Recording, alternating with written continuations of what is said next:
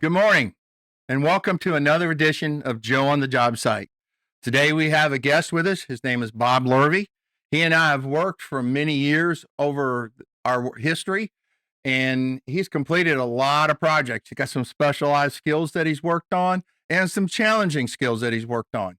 So, Bob, tell us how you got into this industry. First, good morning, Joe. Thank It's a you. pleasure to be here with you again. Unbeknownst to me, my experience in the construction industry got started when I was in high school. I was very strong in math, and I happened to be introduced to mechanical drawing when I was a sophomore in high school, and I fell in love with it. It was the only subject I took that I got straight A's in. So when it came time to look at going to college, I really didn't have a motivation or a career path picked out. I applied to schools because everybody else that I went to school with was applying to colleges and Yep, getting accepted. went through that. Yes. Yep. So I did end up getting accepted to college. I did a brief stint in a university, but because I was not motivated career wise, and I fell in love with the social aspect of it, but not the academic aspect of it. Right. My tenure at university was not very long. I can relate to that. So at 19, I found myself back home, small town in New England, and my father happened to know a home builder. So with his contact, I hired on with this gentleman as a laborer. And my first day on the job, I had no tools. I just walked out on the job site. There were 3 gentlemen there. Did they wear hard hats back then in that age? No, they did not. A matter of fact, we were still using horse and buggy back in those days. Wow, they had dirt too, huh? Yeah. Anyway, So, um, I did not know what to expect. These gentlemen were in probably 30s and 40s. mhm, I was so well received, and I found out later that all of the laborer work I was doing, they were having to do, so they were so thrilled to have me there to do their cleanup, to do their material stacking, and do all the incidental construction tasks that they did not wanna do. okay, So, the first day, I remember finishing the day, walking to the street to get in my vehicle. I turned around and looked back because I remembered what the job site looked like when I got there, right, and I looked at the progress that had happened that day, and I fell in love with the visual. I really was taken aback with how important it was for me to see a three-dimensional product of what I had a part of mm, that day. yep, you were hooked. Yep. So, these 3 gentlemen, not only did I provide a labor service for them, but if they wanted a task done or if they needed help with the carpentry side of it, they would give me one of their tools and either help them or they would put me on a task of my own. These were kinda your first mentors. Yes. And looking ahead, I think everybody I've met during my career has been a mentor, good or bad. Yeah, you can learn what not to do and what to do real easy. Yes. And sometimes I feel that the ones that you don't want to emulate are probably the most powerful mentors. Right, So I was working with this crew for a year, and they had a subcontractor mason, little Italian guy, fabulous craftsman. He ended up losing his mason tender. So they came to me and they said, "Look, we would like you to work with Dominic until he can find somebody to replace the gentleman that was working for him." This gentleman, so I said, "Sure, I'll do anything." So he was a one man band. Yep. All of the mason's mortar was done in a mixing box Right. by hand. I've done that. Yes. Uh, he uh, was responsible for the stone walks, the fireplaces, chimneys, anything that had to do with brick or stone. Right. So my tasks involved setting him up with the mortar. I had a brick clamp. Everything was done by hand. The Moving toting, the the brick. lifting, the Yep. stocking. It was great on when you Built. were flooring out, but when you went up, that was where the work got hard. Exactly. Learned how to set up mud beds, set screw jacks and scaffolding. And I weighed 220 pounds when I started working for him, Right. with him. Right. After a couple chimneys that we did where you're going 20 to 30 feet high, Yeah. carrying mud hod and brick clamps, my weight got down to 180 after the first summer. And probably a little more fit. Yes, absolutely. It was, I found that the demand was fueled me. I would not let him run out of mortar. I would not let him run out of brick. I w- that was my job, and I was not going to fail. And after 2 years with that gentleman, now So you never got to go back to working for the guys. well, in that interim period, any time that he was slow, I would go back and work with my original 3-man crew. Okay. Subsequently, in 1972, I ended up meeting a friend of my brother's out one night, and he had gone to work for a company out of Houston, Texas, that had a regional office in Orange, New Jersey. And the companies had 7 different divisions. One of the divisions was called Central Line. And what that division did, they were fueled by federal and state contracts Mm-hmm. to go into municipalities that had water pressure and water quality problems. Right. What would happen is the old iron pipe would form rust. Yeah. The rust inside or Rust outside. inside of it. Yeah. And this company had a system where they would clean the pipe and line the pipe I've with a seen grout. that. Yes. So he said that he had a job coming up and he could use me. So I looked at it as an opportunity, and I took it, and I left everybody on good terms. They said, if anything happens, please come back and, you have a job. So my first job was in Franklin, Massachusetts, and it introduced me to, number one, excavation, soils classification. When we did an excavation to expose the water line that needed to be cleaned, Right. the hole needed to be shored. Learned how to cut pipe. Learned how the system they used sometimes was hydraulic, where they would use water to push the cleaner. Yep. And sometimes it was done with winch trucks. Learned to operate a winch truck.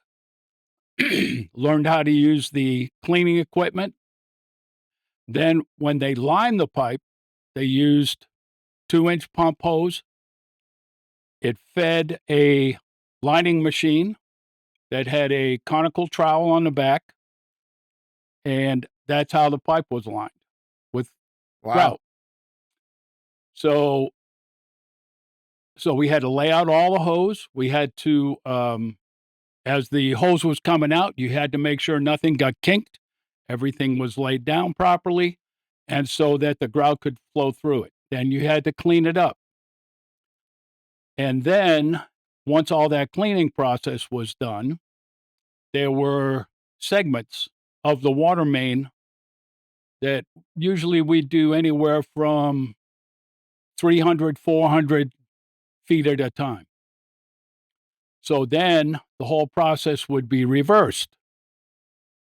From the piece of pipe you had to cut out, that got lined and you had to put it back. So learned how to, using Victaulic couplings and things like that, Right. learned how to put it back, learned about backfill, compaction, densities. And in the meantime, prior to all of this, we had to set a bypass water service for all the homes that were going to be impacted by shutting this water main down. That was all done with 2-inch galvanized pipe, hoses from the pipe that we laid on the backside of the sidewalk, Right. hose to the house, get the hose inside the house down to the basement. That time in New England, all the meters were in the basement. Right. Hook that up, had to chlorinate the line before we could put it into service. Now, see that right there is something that a lot of people don't remember is what it takes to get a line active to charge and use for consumption. Is you got to have the chlorination and the back tees to see that the water is safe before you can release it for consumption. So it was, as I said earlier, a great opportunity. How many years did you work doing this? From 72 to 76. And then when you, in 76, did you move into commercial construction? Well, what happened during that 72 to 76 was that since it was a state and federal funded project, the monies weren't always allocated to the point where we could move from one job to another job. So there may be a month, couple weeks, whatever, where we were idle. Right. I would go home and I would pick up work again as a carpenter, carpenter's helper, laborer, whatever they needed to do for either house remodeling or home building. Right. Well, in 76, my next job was going to be part of the team that was going to put the discharge tube in for the nuclear power plant at Seabrook, New Hampshire. We were taking the reactor cooling water and taking it out into the ocean. Right. Unfortunately, well, fortunately or unfortunately, depending upon how you look at it, the Clamshell Alliance got a court injunction to stop the construction because the water that was cooling the reactor would actually lower the bottom of the sea floor's temperature by 1 degree. And that 1 degree, environmentalists had determined that would adversely affect the sea life. Wow. So I was told by the company to take a vacation. My brother had just gotten out of the Army, and we decided we would go to Florida as a vacation. When we got to Florida, we had a young lady who was a friend of ours that put us up for a couple weeks. And she was a dialysis nurse. And one of the guys that was a patient of hers was a contractor. So my brother and I, we just didn't want to sit around and be idle. So we had the opportunity to hire on with him. Same thing. Whatever we needed to do, labor, and this was my introduction to building in South Florida. So when did you move into the commercial aspects? Well, this is my first taste of commercial working with this gentleman. Okay. We had first job was at the 94th Aero Squadron building in Miami. Again, learned how to learned about footings, spread footings, slab on grade, columns, reinforced masonry, tie beams, all of that. And then from there, you moved up into larger and larger Well, projects. we after that, it was, office buildings, and then we were out at a retirement community, Margate, Delray, Pompano, that, two-story townhouse buildings. When Same thing, w- shell construction. when did you move into like as a superintendent or assistant superintendent? My path was quite slower than most because with this experience that, we gained my brother and I gained working for somebody else, we had an opportunity and we had developed some contacts where we ended up going out on our own. Okay. And it was small commercial stuff. Did a couple of Mako buildings, Taco Viva restaurants that were coming into their own at that time. High-end homes at at a couple of the golf course communities in Boca. So, my path is a little bit different. Well, And there is a little difference in your path.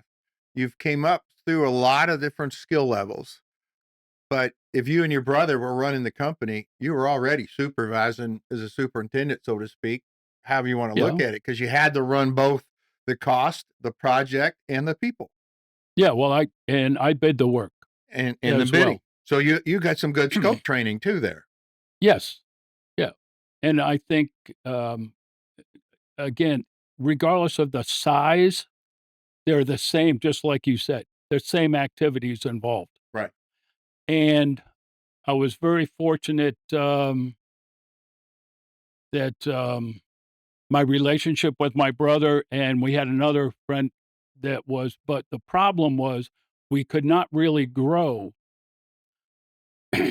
We didn't have the contacts, the people that could support us expanding. Right. My brother ended up going back to New England. My other friend, who was an electrician by trade, went into the electrical field. And so I went looking for a job. And that's when I ended up getting into the bigger commercial construction. My first job was in Boca at a mixed use project on Federal Highway. So in your career, how much dollars in today's time do you think you actually worked on putting in place? That's everything you did. Because of the number one, because of how at the time I was in the industry, the dollar was not what it is today. Right. So So it I would say ballpark would probably be a couple $1 billion. yeah. Okay. That's a lot. If you were looking back in your career, what would you think are some of your more memorable projects that you did? You know, you spoke earlier about when you started off, you turned around and looked at the building and you fell in love with Mhm, construction. mhm. What was some of the more of your favorite projects? Uh, when I look at it, I would say the challenge of we I was fortunate enough to be a part of a team at the at a jail in, South Florida, and it was such a challenging job. It was at a time of the recession, so the company took a little bit of a beating monetarily to Right. get the work, and schedule was difficult. We ended up having to self-perform, and there was a standalone laundry, a standalone maintenance building. There was a demo of the existing it was an existing prison that needed to be modified to accommodate a 14-story maximum security tower, new courthouse, new administration, new booking and receiving, That's a new pretty good kitchen. size. Yes, it was. And the dollar amount at the time did not reflect the complexity and the scope of the job. And, sometimes the complex projects are some of the best ones because they make you think, they make you work. You got to plan, schedule, and think it through.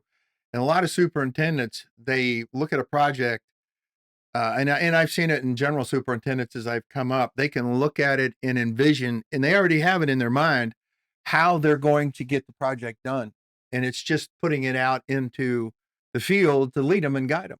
And that's one of the strong traits. And you cut your teeth on one of the more complex projects to do that with. And one of the this is why prior to the iPads and the digital equipment, I mean, I carried a set of drawings with me all the time. I was basically foreman on that job. We had to split into two areas: the maximum security tower, and then I had the rest of it.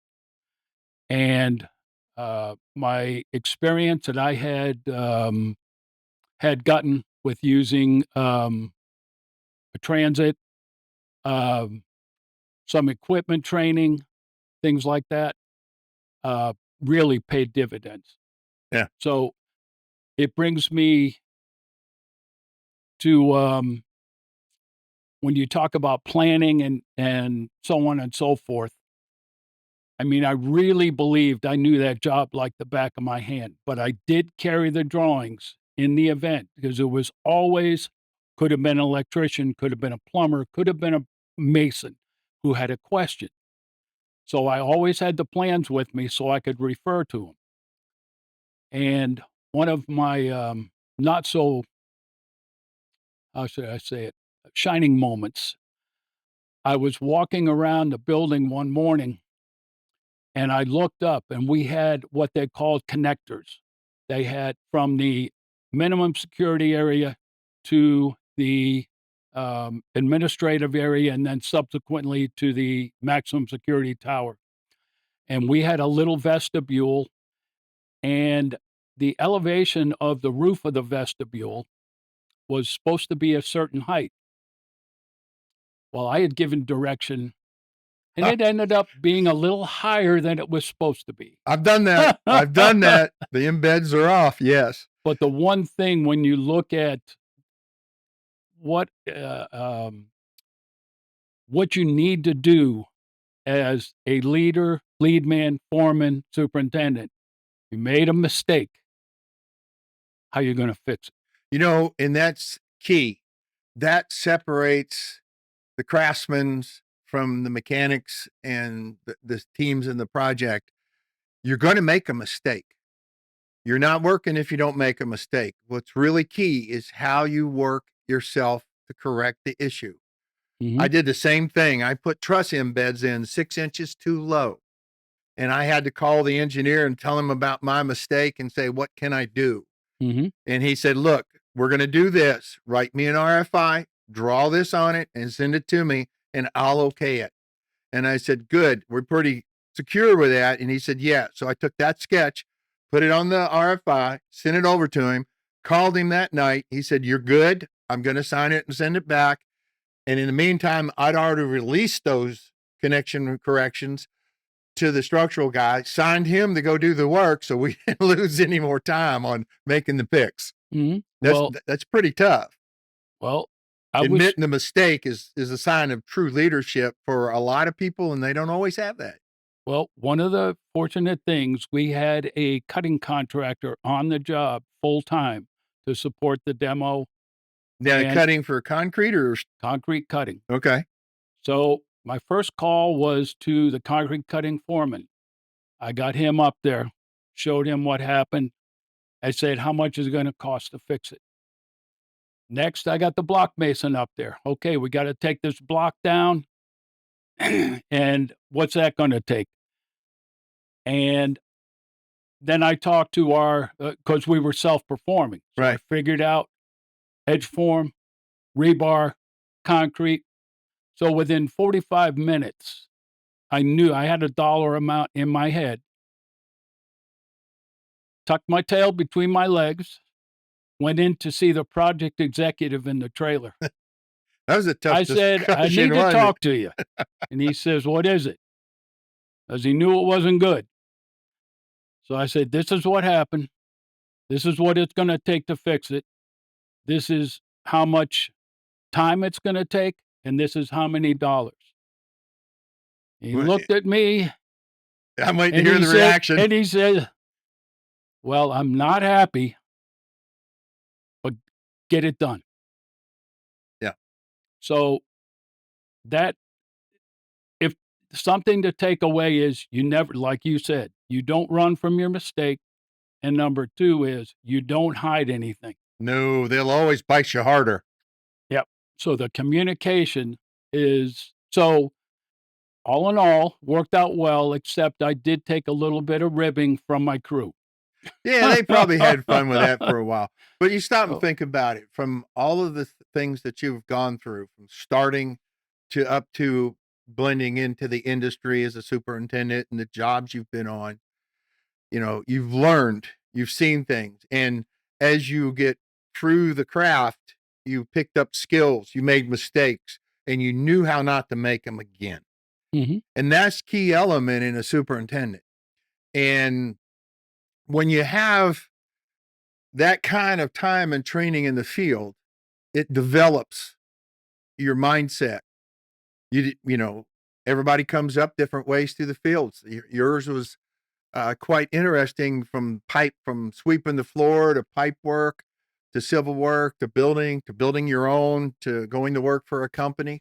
How many years have you been in this industry? I know you're retired right now, but how many mhm. years did you I work in was the industry? 51.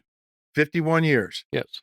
And do you have any one person that you could say would be your key mentor for helping you learn, or I mentioned maybe more than one? well, I mentioned earlier, everybody was a teacher Yes. for me. Some not so much mentors. So I would say there was a handful of I would say the, superintendent at the, prison project, there was a project exec with our company that was instrumental in supporting me. Uh, Matter of fact, and then, I was fortunate enough I think my favorite job was actually a world headquarters for an office supply company, and that, uh, general superintendent and the project manager, were very supportive through, uh, that project and then the project exec for the rest of my career. Yeah. And there's a lot, and we're going to get into that here in a few minutes. Team building, team selection, relationships, technical behavior, and some key superintendent traits. Getting out on the project and uh, how you motivate them, incite them, train them. And as a superintendent, you're not only the field, but you have to coordinate with the PM and the PEs. Your material comes on site and all the things, your selection of the team and how you put it together. So we're running down on our time, but uh, as you can see, it's getting daylight out there. And what I'd like to do is have you walk the job with me. I always appreciate a second pair of eyes and a second thought. And regardless of what you see, I want to talk about it here so we can help people understand how to look at the job. And we've got stretch and flex this morning. It's going to start here in a few minutes. And then we're going to have a little bit of a superintendent foreman huddle, sit down, talk about the day, where we're going, what we're getting done, what's expectations. And it's their time to talk to us and say, well, we need help with this. We need this answer and so on. But we'll walk the job after that, and then we'll come back in here and take a look at what you see and how you think about it. And then I'd like to talk about the team selection, relationships, technical versus behavioral, and some key superintendent traits. Those are important because you just said you were on a large office job, and some of the teams, it takes a certain blend of team members to perform on a project like that. And selecting them by the companies, putting them together is crucial to how well the job performs. So, this, uh, Bob and I are going to go walk the project, and we'll be back shortly. We're going to take a look at our project and see what he can help me out with, and hopefully he'll spot some stuff, because I always value the fact that some other pair of eyes can see more than I can, because sometimes as you're walking the job, you get a little bit numb seeing it every day. You walk the job, you don't just walk to the point, you see it as you walk and capture everything and make your mental notes, but you don't always catch everything. So thank you for this edition of Joe on the Job Site. We'll be back shortly.